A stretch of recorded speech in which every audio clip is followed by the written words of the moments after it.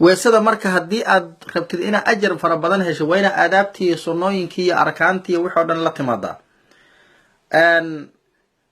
waxaa sunno ah markii koobaad inuu qofku bisinkii la yimaado bismillaah yiraahdo, kabacdina uu farxasho farihii u mayrto 3 jeer inuu mayraa sunno ah. saabuun inuu ku mayrto qofku waxba waajib ma ahan ama sunno ma ahan haddii gacnaha aysan wasaq uga olin oo markaas uu iska nadiifi karaa. intaas kabacdi markii uu calaalihii mayrto waxaa sunno ah inuu cadaysado, waa sunno. cadayga hadda waajib maaha inaad wax badan ku higtid, haddaad sunnadii inta niyeysatid afka maraysid waa ku filan yahay. cadayga kabacdi waxaa sunno ah inaad luqluqatid 3 jeer inta luqluqatid, weliba biyaha inaad iska tuftid. markaad luqluqatid biyaha waa iska tufaysaa.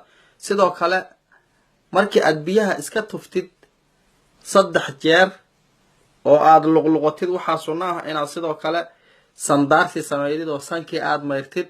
sanka marka biyaha markaad gelinay waa inaad jiidida sunno ah xoogaa haddii aadan soomanayn. markaasna waa iska soo fiifinaysaa, gacanta bidixda ayaad iskaga soo fiifinaysaa.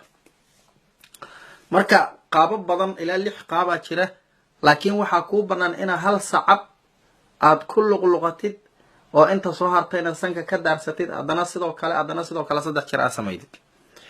markii intaas aa maraysid sunnooyinkii waa dhammaadeen, arkaantiyaa bilaabanaysa. waa inaad niyeysataa weesadaada. markii aad wejiga mayraysid ayaad niyeysanaysaa. wejiga markii aad mayraysid markaad niyeysatay kabacdi weji mayristiyaa bilaabanaysa. wejiga waa inaad dhammaystirtaa. haddii aadan dhammaystirin hal meeloo yar ka tagtid waxa weeye weesadaadii eberay noqonaysaa.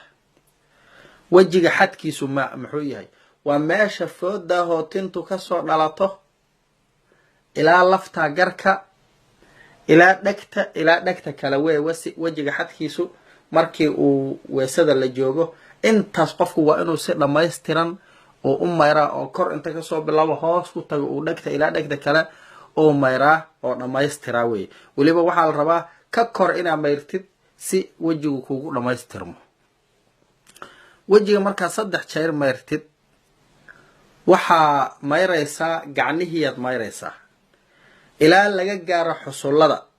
ilaa xusullada laga gaaro waa in qofku xusulka uu iska hubiyaa. xusulladaas halistooda khatara. gacnahaagana waa inaan wax biyaha kaa celinaya ku jirin, sida cidiyihii hoostooda oo wasaqi ku jirto, ama faraati kugu dhagan, ama saacad kugu dhagan, iyo cidiyihii fayga ahaa ee dadka qaarkood saartaan cidiyaha been abuurka, iyo waxyaalaha kale oo biyaha midabkooda bedeli kara sida cilaankii iyo haruudii.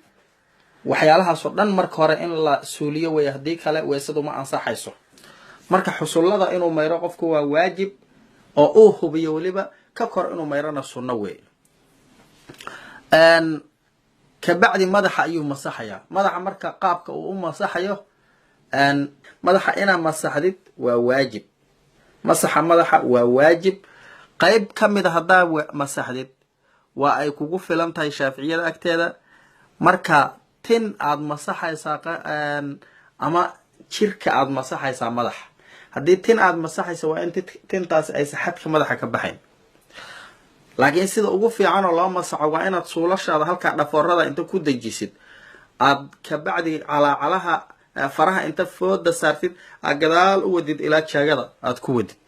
saasaa sunno ah. 3 jeer aad samaydid aadna ku soo celidid mar kastaba 3 jeer oo biyo cusub.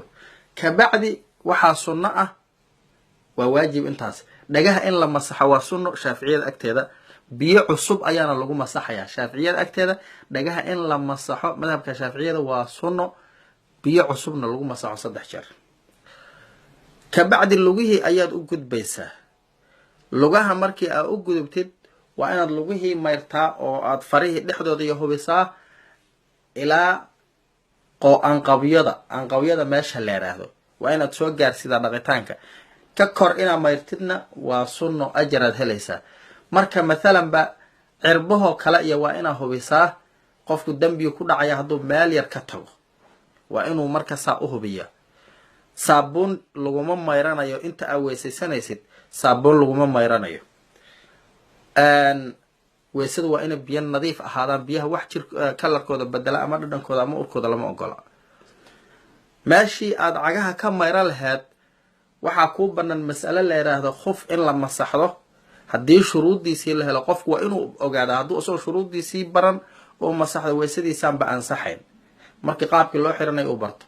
khufkana waxa weeye madhabka shaaficiyada bahalka khufka leeraa oo adag, ama ha laga sameeyo harag, ama ha laga sameeyo boorso, ama maryo la isi saaro ha laga sameeyo, oo biyaha celi karaa la masaxanayo. amahana sigisaanta caadiga lama masaxo karo. markii qofku uu weysada sidaas u dhameeyo kabacdi waxaa sunno ah inuu inta qiblada qaabilo gacmaha taagta uu ducadii weysada uu akriyo ee nabiguna bara calayhi salaatu wasalaam: ashhadu an laa ilaaha ila allahu waxdahu laa shariika lah wa ashhadu anna muxammadan cabduhu wa rasuuluh allahuma ajcalnii min altawaabiin wajcalnii min almutatahiriin. qofkii intaas yidhahda nabigu wuxuu yidhi calayhi salaatu wasalaam albaabada jannada loo furahu miduu doono ka gala. 8 albaabo jannada. riwaayaad kaloo kasii badan intaasna waa jiraano: allahuma ajcalnii min altawaabiina wajcalnii min almutatahiriina wajcalnii min cibaadika asaalixiin subxaanaka allahuma wabixamdika ashhadu an laa ilaaha ilaa ant astaqfiruka waatuubu ilayka. intaas inaad kusii dartidna waa fiicanta haddii aad taqaan. marka weysada aan si fiican u saxano si ilaahay agtiisa aan u badbaadno.